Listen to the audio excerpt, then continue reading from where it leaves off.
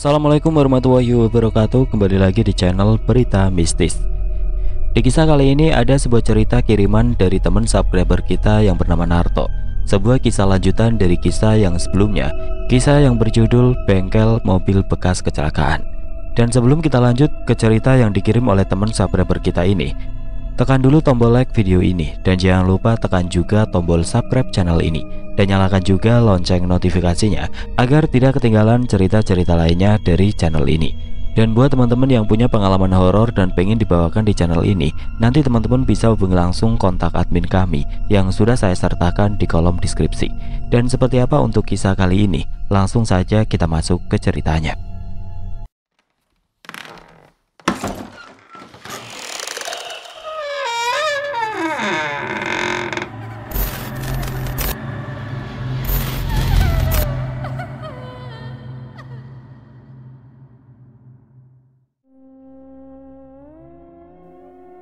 Sekedatangan Sukma di bengkel Mang Otong semua nampak jauh lebih mudah. Dari mulai pekerjaan sampai hal-hal ganjil yang kini kami lalui bersama. Mensana en memoriciano, atau 3 sehat 4 sempurna, mungkin kata yang lebih tepat untuk menyebut koalisi ini.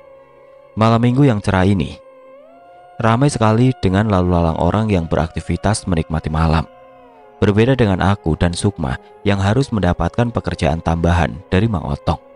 Kami harus mengantar pesanan onderdil. Dan di perjalanan pulang setelah mengantar pesanan, "Suk, kopi dulu yuk, ngantuk nih mata gua." Sembari aku belokkan motor ke arah salah satu warung pinggir jalan. "Emang ada duitnya, Tok? Gua belum gajian lo, Tok." "Ada, Suk. Tadi kan Juragan Hasan ngasih uang tip ceban," ucapku sembari mengeluarkan selembar uang. "Oh, tapi kok ceban? Tadi sekilas gue lihat warnanya hijau, Tok, bukan merah," ucap Sukma sembari mengingat-ingat. "Ah, lu ngantuk berarti. Pas banget gua ajakin ngopi dulu," ucapku terkekeh. Sukma hanya mengangguk-angguk kepala. "Gak usah digaruk-garuk, Suk, ngeganggu kutu lagi kawin aja lu."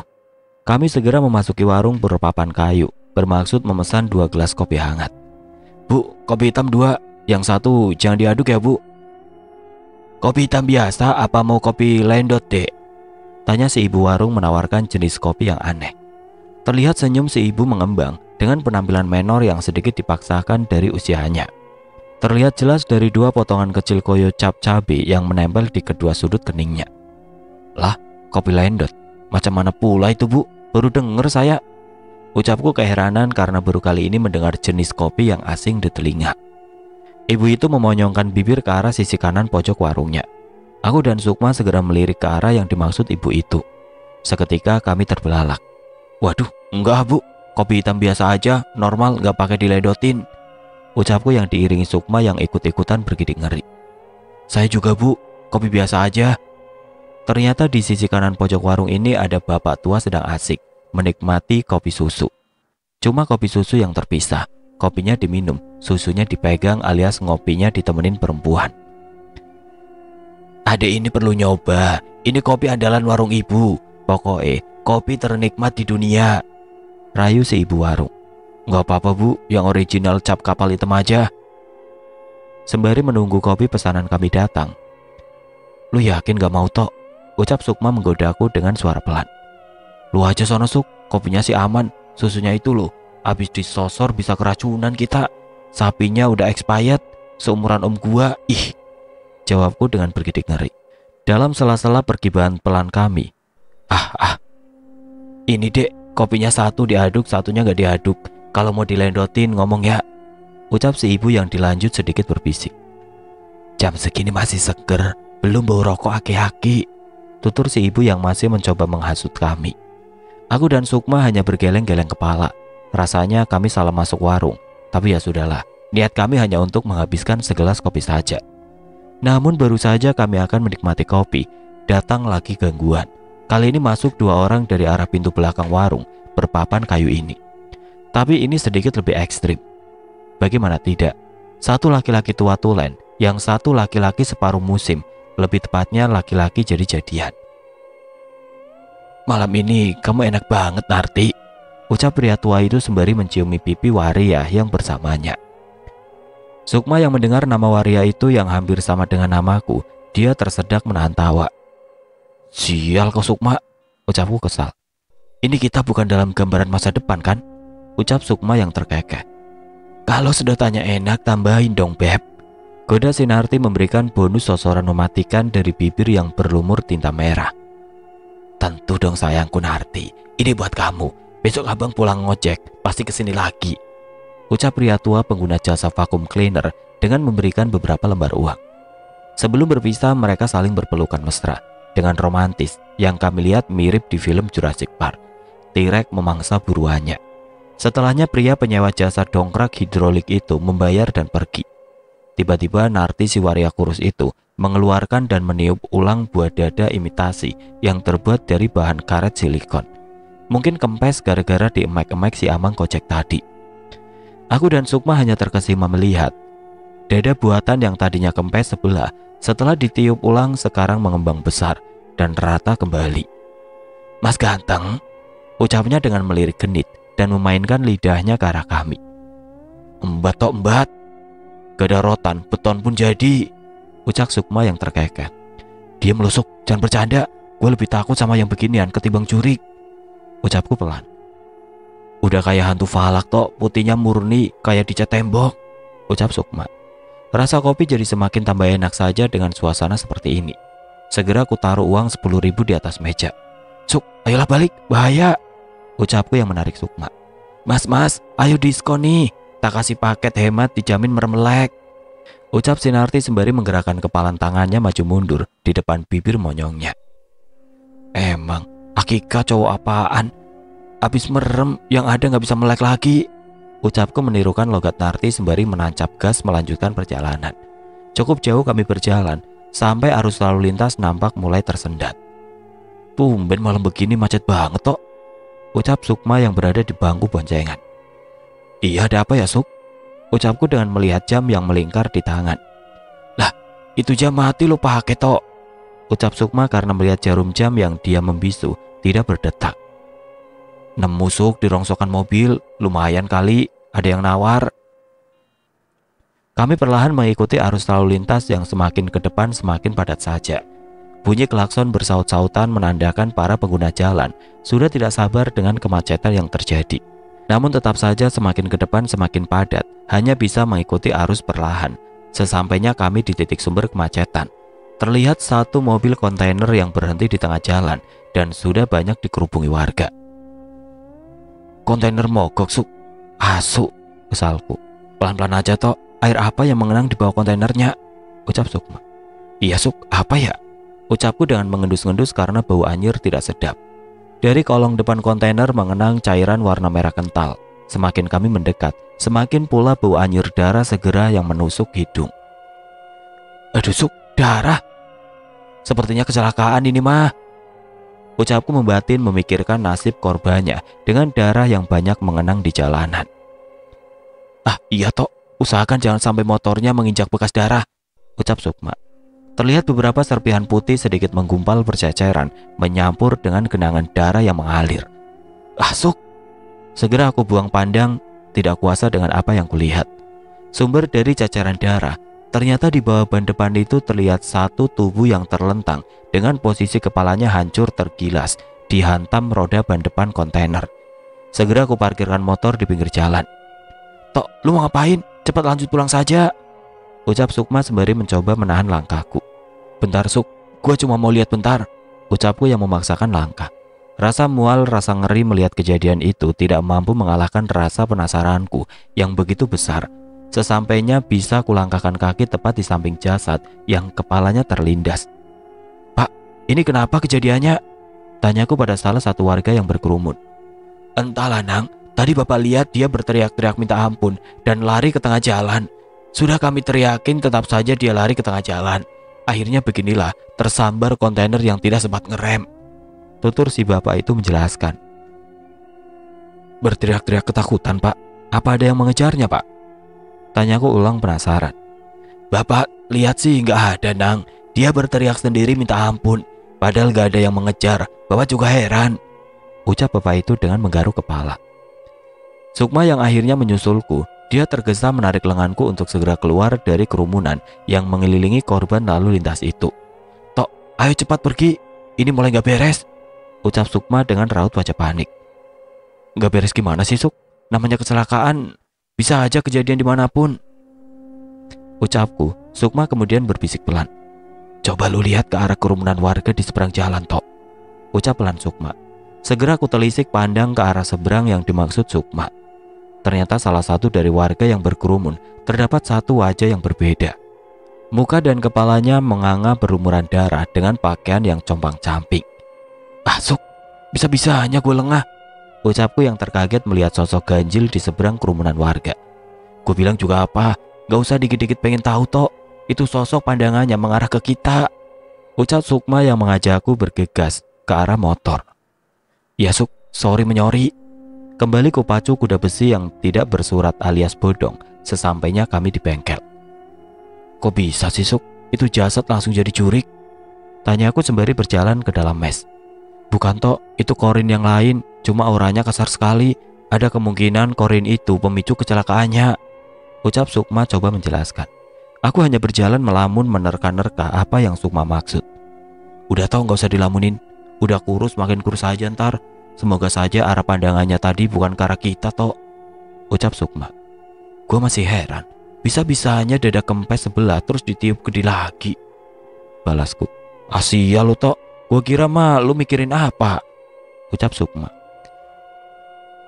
Kalau masa sosok tadi, semoga apa yang terjadi itu memang udah takdir, bukan apa yang kita duga, balasku pada Sukma. Betul, Tok, semoga saja. Malam ini kami menyusul Mang Otong dan Mang Soleh yang sudah terbenam rapi di balik sarungnya. Malam-malam berikutnya benar saja apa yang kami cemaskan mulai terjadi. Diawali Mang Soleh yang terbangun tengah malam. Alah, pantes gerah banget. Siapa yang matiin kipas? Ucap Mang Soleh pelan sembari mengibas-ngibaskan kaosnya. Karena kehausan, Mang Soleh segera menuju ruangan tengah toko, tempat di mana air galon isi ulang berada.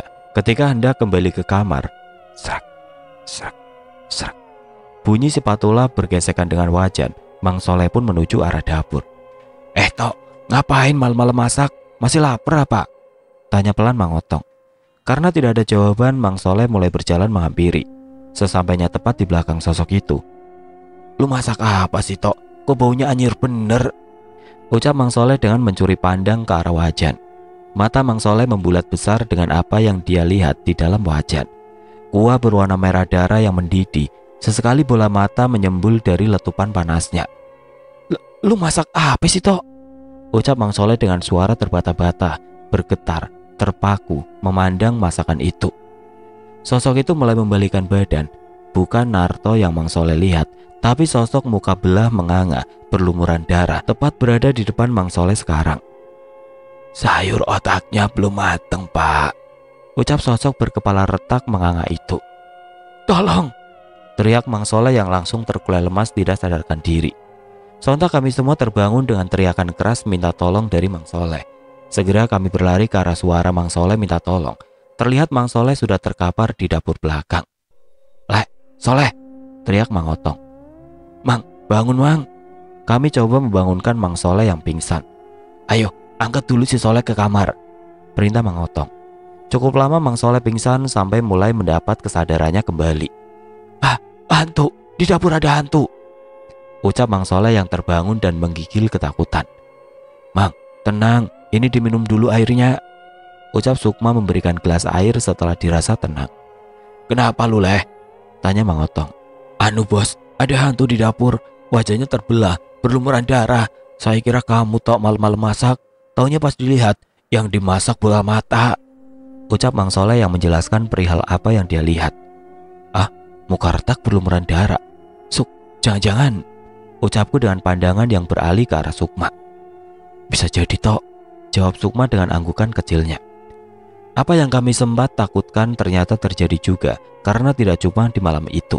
Pada malam berikutnya giliran saya yang kena apes. Berawal dari notifikasi pesan yang masuk ke gawaiku.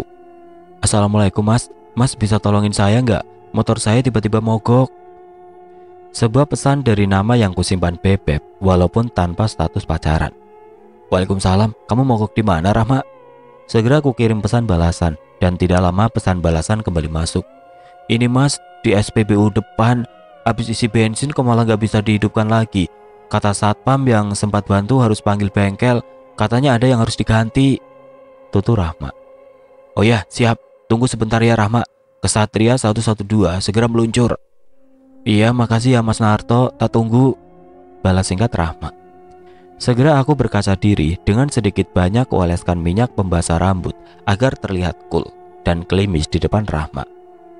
Yaelah, itu rambut udah licin bener kayak perosotan kutu. Mau kemana lu malam-malam tok? Tanya Sukma. Ada panggilan darurat, Suk. Segera aku bergegas keluar toko dan mengeluarkan motor. Sesaat sebelum ku engkol. Gua ikut, ucap Sukma yang tiba-tiba nangkring di bangku boncengan. Sial, urusan begini si Sukma pakai ikut segala. Gumamku dalam hati. Kami pun mulai berjalan mengarah ke SPBU yang jaraknya tidak begitu jauh. Terlihat Rahma yang duduk nangkring di atas motor Matic birunya yang mogok. Biarpun nangkring kayak burung beo, namun sama sekali tidak mengurangi paras cantiknya. Neng Rahma, nunggu lama ya? Ucapku yakin percaya diri dengan penampilan klimis mempesona. Nggak apa-apa mas, ini kok tiba-tiba nggak mau hidup motornya. Ucap Rahma yang langsung turun dari tangkringan motornya. Gua kira mau kemana, sampai minyak rambut gua habis separohnya. Komplain Sukma. Ntar gajian gua ganti Suk, ucapku berbisik. Aku dan Sukma segera mengecek kondisi motor Matic Rahma yang mogok. Namun di tengah kesibukan kami, tiba-tiba perut ini melilit. Duh Suk, gua buang aja dulu ya, ucapku berbisik pada Sukma. Sukma hanya melirik sekilas dengan sedikit senyum. Karena muatan di perut semakin sulit kutahan, dengan cepat aku bergegas ke arah toilet SPBU yang terletak di ujung pojok tempat ini. Sesampainya di sana, Mas, kotor banget toiletnya, ucapku pada seorang penjaga toilet yang membelakangiku. Namun tidak ada jawaban yang kudengar. Ah, bodoh amat, rasanya ingin cepat membuang isi perut yang sudah hampir meledak ini. Segera aku kunci pintu toilet, menarik celana turun dan berjongkok. Baru beberapa bom kuning ku keluarkan, terdengar sayup suara berat dari balik luar pintu toilet. Mas, cepat tolong saya. Bentar pak, belum selesai. Brak, pintu toilet terbanting membuka. Pemandangan sosok seram membuatku tersentak mundur. Lah, bapakku nggak punya kepala, ucapku yang terbelalak melihat sosok tanpa kepala berdiri di hadapanku. Tolong mas. Suara berat itu keluar dari tenggorokannya yang terputus. Tangannya yang berlumuran darah mulai meraba wajahku sampai sesuatu terasa menarik kesadaran. Des, ceklak, prom. Suara mesin motor hidup. Alhamdulillah hidup juga. Makasih banyak Mas Sukma. Ucap Rahma senang karena motor Matic biru kesayangannya kini bisa menyala kembali. Sama-sama Rahma, ucap Sukma sembari merapikan baut-baut yang tadi sempat dibongkar. Mas Sukma, Mas Narto ke toilet lama banget perasaanku, tanya Rahma. Ah iya, sampai lupa saya sama Narto kalau lagi berduaan sama kamu Rahma, ucap gombal si Sukma. Apa kita samperin aja Mas Sukma? Takutnya Mas Narto nggak bawa uang receh, ditahan sama penjaga toilet, tutur Rahma dengan sedikit bercanda. Rahma dan Sukma pun segera berjalan menuju ke arah toilet. Sesampainya di sana, Sukma kaget dengan kondisiku yang terkapar pingsan tepat di atas jamban yang pintunya terbuka. Narto, sadar Tok, ucap Sukma merangkulku. Seketika Rahma berteriak ketakutan membalikan badan. Kenapa Rahma? Tanya Sukma yang terkaget. Itunya mas, punya Mas Narto ulernya. Dengan gerakan tangan yang menunjuk ke belakang punggungnya. Astagfirullahaladzim, sampai lupa saya Rahma, ucap Sukma. Segera Sukma membenahi celanaku yang masih dalam posisi melorot. Itu sih menurut penuturan Sukma, entah untuk menjelekkanku atau memang begitu. Yang kuingat sih memang pingsan ketika posisi buang hajat. Namun perkara si ular kadut dilihat sama Rahma, entahlah. Sesuatu membawaku ke alam mimpi. Berani-beraninya kau mendekati adikku. Ayo ajar lagi, biar tahu rasa anak ini, ucap seorang pria sembari memerintahkan teman-temannya kembali memukuli pria keribu yang sudah tersungkur babak belur. Ampun bang, saya tulus mencintai Sinta, ucap pria keribu itu sembari menahan sakit akibat pukulan di perutnya. Baik, apa kau mau kurustui? Ada sesuatu yang harus kau lakukan pada malam pertandingan nanti, ucap pria itu sembari menjambak rambut keribu pria yang dipukulinya. Apa itu bang? Ucap pria berambut keribu. Kau tahu, aku tidak pernah menang bertanding dengan bengkel timmu. Kau hanya sedikit mensabotase motornya. Aku menang. Aku restui kau dengan adikku. Sabotase bagaimana? Tanya si pria keribu. Pria itu segera membisikkan sesuatu pada si keribu. Entah apa yang diucap. Dari raut wajah si keribu yang tertegun nampaknya hal yang cukup berat harus dilakukan untuk syarat hubungannya direstui. Bagaimana? Itu pun kalau kau mau, yang setimpalah dengan apa yang akan kau miliki nantinya, ucap pria itu. Baik kalau begitu, tapi ingat, kau harus tepat janji merestui kami, ucap pria keribu itu. Hanya senyum manis penuh dengan isyarat kelicikan, balasan dari pria yang memberikan penawaran itu. Sesampainya, aku terbangun. Akhirnya lu sadar juga, Tok, ucap Sukma. Ah, kepala gua sakit, Sukma. Kok gua udah di rumah? Ucapku yang masih memegangi kepala. Lu tadi pingsan di toilet, Tok. Sukma pun menceritakan tentang kejadian ular kadut yang dilihat Rahma. Ada sedikit canggung dan malu di hati ini. Takut-takut Rahma ilfil kepada aku. Kejadianku bukan yang terakhir. Sosok ini memang benar-benar meneror kami. Mang Otong mendapatkan giliran. Lepaskan! Teriak Mang Otong sembari memegangi tenggorokannya. Kami yang terbangun karena teriakan itu pun coba untuk menyadarkan Mang Otong. Mang, bangun Mang, ucapku dengan menepuk-nepuk pipinya. Namun apa yang terjadi, Mang Otong malah semakin meregang, seperti orang yang dicekik kesulitan napas. Sukma membaca doa memegangi kening Mang Otong. Oh! Sukma menarik tangannya, tidak kuasa menahan rasa panas yang menjalar ke tangannya. Sial, sosok itu masuk ke alam bawah sadar Mang Otong, Tok, ucap Sukma. Sial, bisa bahaya ini. Bagaimana ini, Suk? Ucapku panik dengan kondisi Mang Otong yang menggeliat-geliat kesakitan.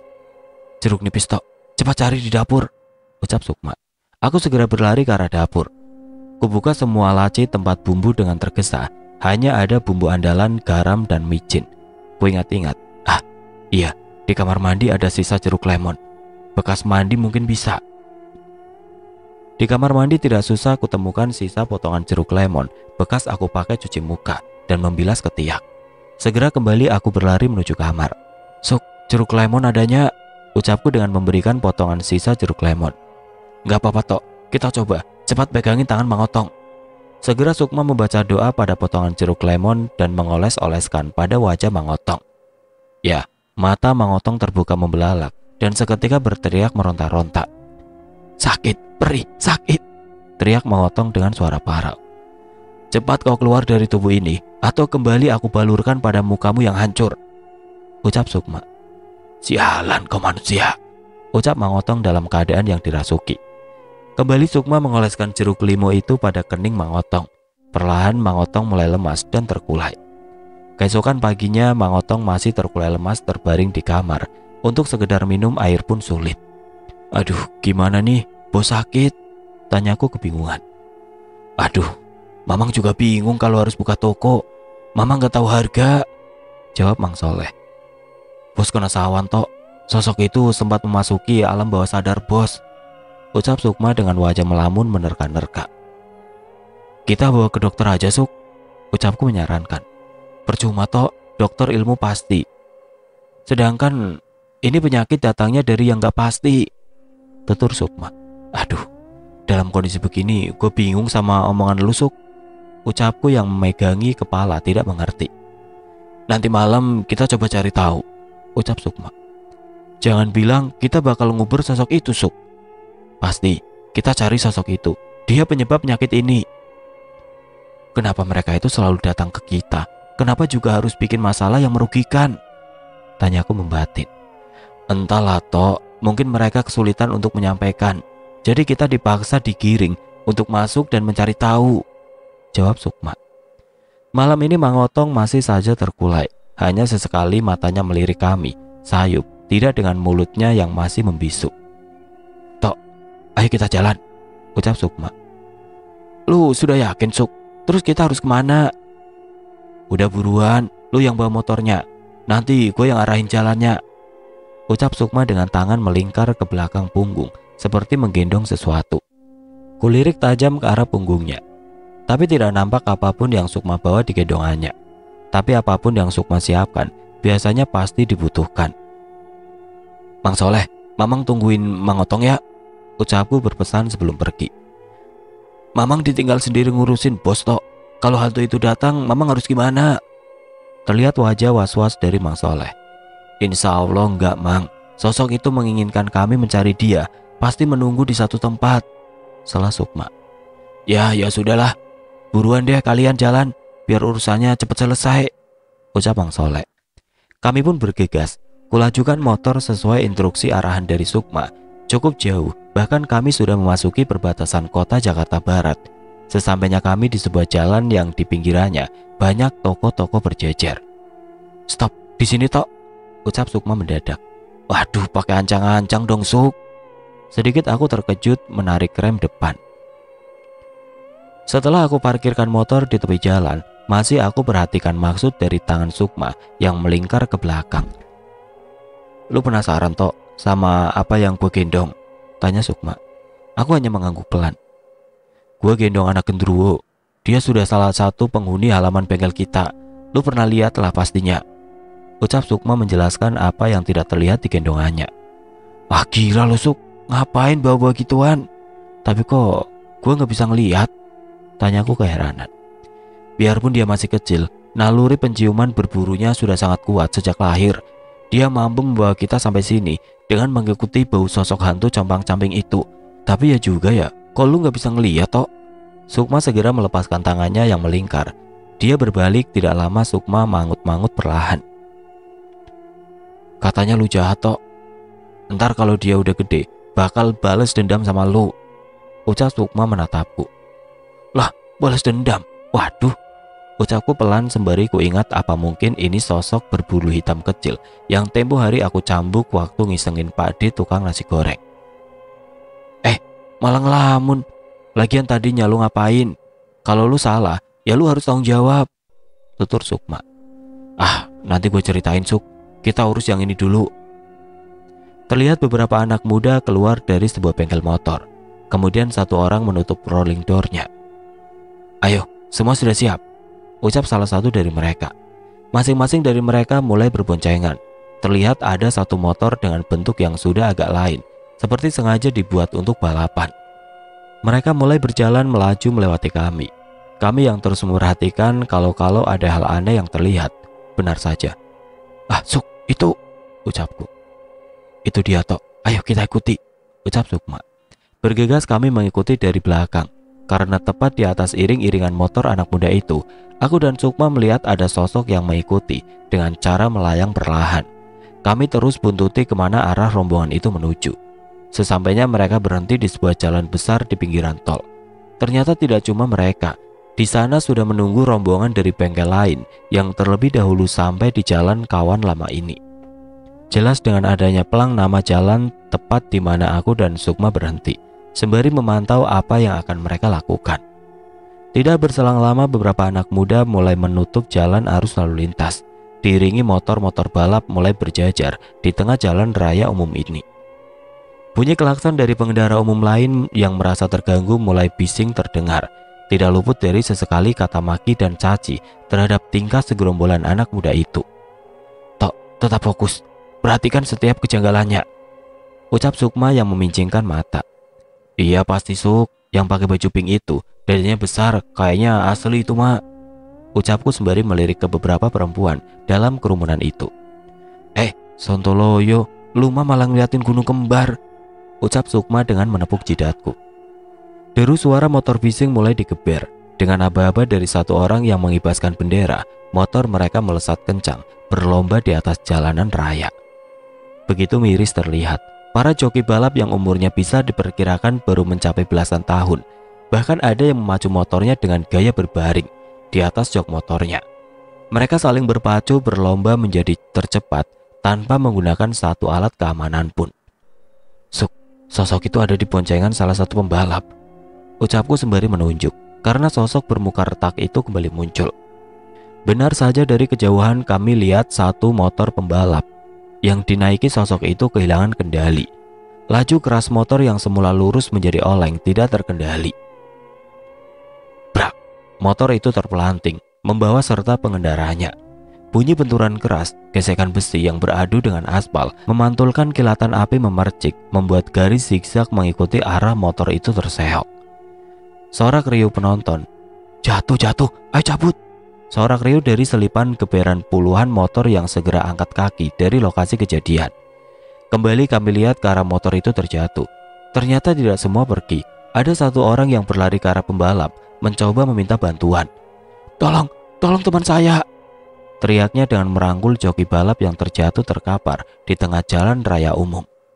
"Tok, ayo kita tolong," ucap Sukma yang bergegas menarikku. "Mas, tolong teman saya, Mas," ucapnya lirih. Luka memar dan goresan-goresan lecet di pipinya nampak memerah mengeluarkan darah.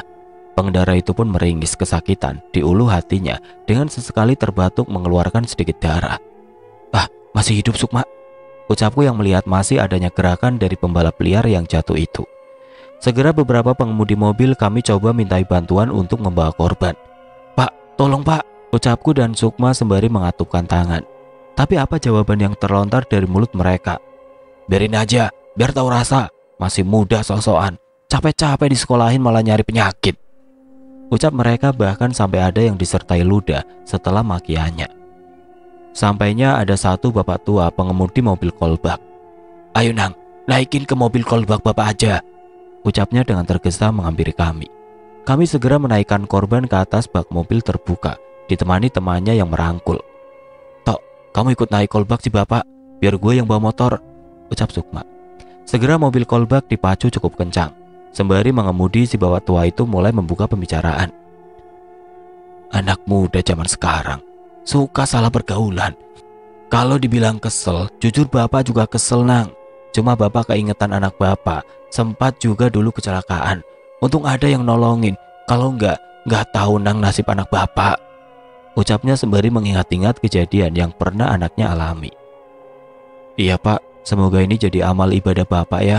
Mudah-mudahan setelah ini jadi pelajaran juga buat anak-anak muda yang pikirannya pendek, padahal masa depannya panjang," jawabku sesekali kulihat ke arah bak belakang dari spion tengah mobil. Ada sedikit rasa kagum, hanya dia yang tidak pergi ketika temannya kecelakaan. Ya, walaupun akibat dari cara yang salah. Tidak terasa kami sudah sampai di rumah sakit, tepatnya lorong UGD. Segera dengan sigap para perawat datang dan membawa korban ke ruangan UGD.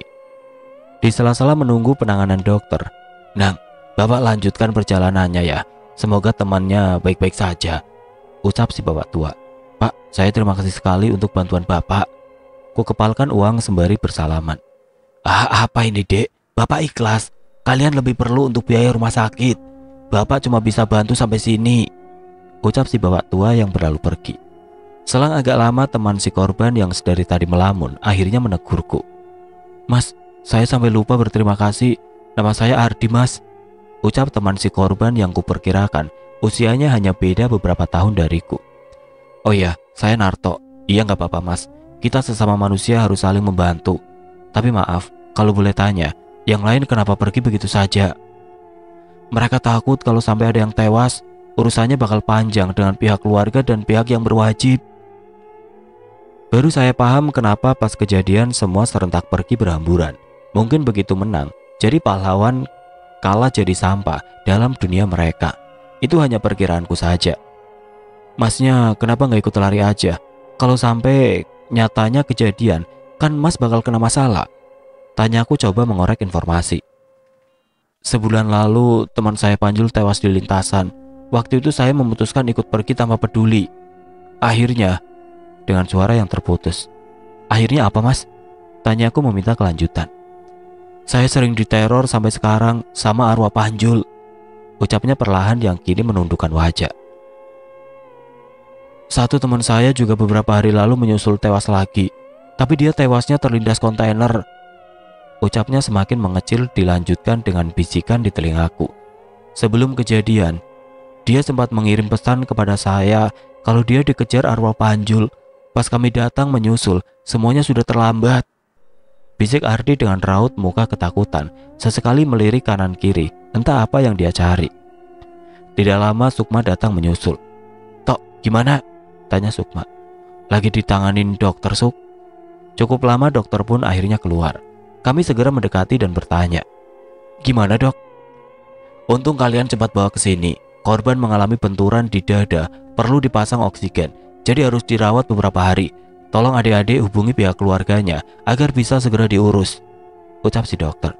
Syukurlah, karena kondisi korban sudah ada titik terang. Waktu pun sudah larut, aku dan Sukma memutuskan untuk segera pulang. Mas Ardi, saya tinggal pulang ya. Oh ya mas, saya sangat-sangat berterima kasih banyak atas bantuannya, ucap Ardi. Oh ya mas Ardi, kamu pakai ikat pinggang saya sementara, sampai nanti kondisi sudah membaik, ucapku dengan melepas dan memberi pinjam ikat pinggang. Ardi pun menerima, dia perlahan memperhatikan ikat pinggang yang aku pinjamkan. Kalau jimat saja ada nggak mas? Saya lebih perlu jimat penangkal. Mas, kalau kamu percaya dengan benda jimat seperti itu, kamu termasuk musyrik, ucapku menjelaskan. Lah terus ini ikat pinggang buat apa? Saya kan udah punya. Ikat pinggang yang dipinjamkan Narto ini dari kulit kijang asli. Dia tidak berkodam, cuma memang bisa membuat makhluk-makhluk jahat tidak nyaman melihatnya, ucap Sukma menambahkan. Iya sih mas, saya pernah dengar soal keistimewaan hewan bertanduk itu. Bagian tubuhnya bisa dipakai untuk obat, ucap Ardi. Dengan segera Ardi memakai ikat pinggang peninggalan kakek buyutku, dan kami pun bertukar nomor HP untuk bisa saling memberi kabar. Setelah itu aku dan Sukma melanjutkan perjalanan pulang. Gimana? Sudah ada titik terang toh? Tanya Sukma yang dalam boncengan. Ada Suk, sosok arwah yang mengganggu itu ternyata salah satu temannya orang tadi. Dia juga sama katanya, sering ditampakin. Termasuk yang tewas dihantam kontainer itu juga toh. Kan penyebabnya sosok itu juga, tanya Sukma. Iya Suk, yang ditabrak kontainer itu juga salah satu temennya, ucapku sembari melajukan motor. Kok sampai makan korban ya? Bahaya ini toh, bisa jadi Ardi masih dalam incaran, ucap Sukma. Aku pun menceritakan tentang gambaran mimpi yang didapat sewaktu pingsan di SPBU. Mencoba mengaitkannya namun masih sulit, karena yang kulihat justru sosok dengan kepala buntung bukan retak. Entahlah, kami baru saja memulai untuk menguak cerita di baliknya dengan meminjamkan ikat pinggang peninggalan kakek. Hanya itu dulu untuk berjaga-jaga. Semoga bisa sedikit menjauhkan dari sosok yang terus-terusan mengejar Ardi. Perjalanan di tengah malam terasa sangat cepat. Tidak terasa kami sudah sampai di bengkel. Tok, alhamdulillah, bos sudah enakan, ucap Mang Soleh yang tergesa menghampiri kami. Alhamdulillah, lah terus mana Mang Otongnya? Tanyaku yang tidak melihat Mang Otong di kamar. Noh, di dapur Tok, lagi makan katanya lapar, ucap Mang Soleh. Kami semua lega mendengar Mang Otong yang telah siuman pulih, bahkan bisa lahap menyantap makanan. Oke teman-teman, sampai di sini dulu ceritanya. Nantikan kelanjutan kisah ini di video berikutnya. Agar tidak ketinggalan, klik tombol subscribe channel ini dan nyalakan lonceng notifikasinya. Wassalamualaikum warahmatullahi wabarakatuh.